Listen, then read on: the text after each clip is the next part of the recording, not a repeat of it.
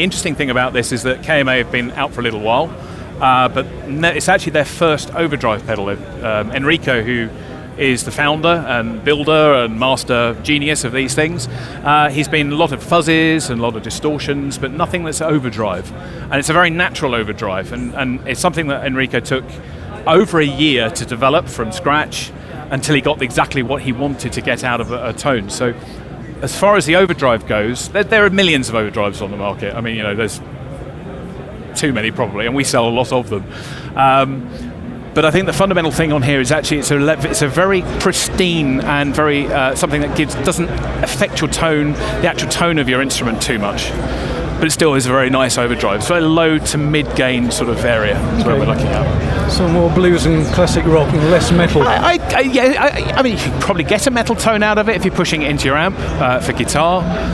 For synthy type stuff, it actually adds quite a bit of grind to the tone.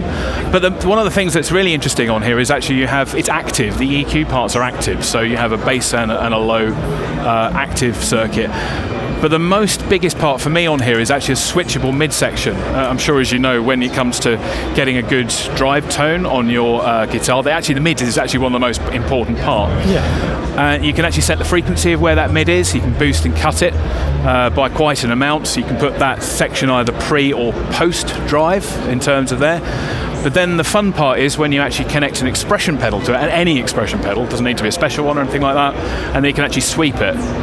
And that means you can get sort of faux phasering if you cut it, or if you do it, you can almost get a wah tone out of it, or even actually a synth if you adjust the Q, which is inside as well. So it's a very full-featured pedal. And again, as you say, it's not just for guitars. You can put it on a keyboard or an organ for that kind of gritty something sound. like a clavinet sound. I mean, it's stunning. I mean, actually, even something. I mean, this is really quite an old JX3P beast. Lovely, simple, basic synth, but actually putting that on there turns it into a monster. A little bit of reverb and delay, and it's a monster.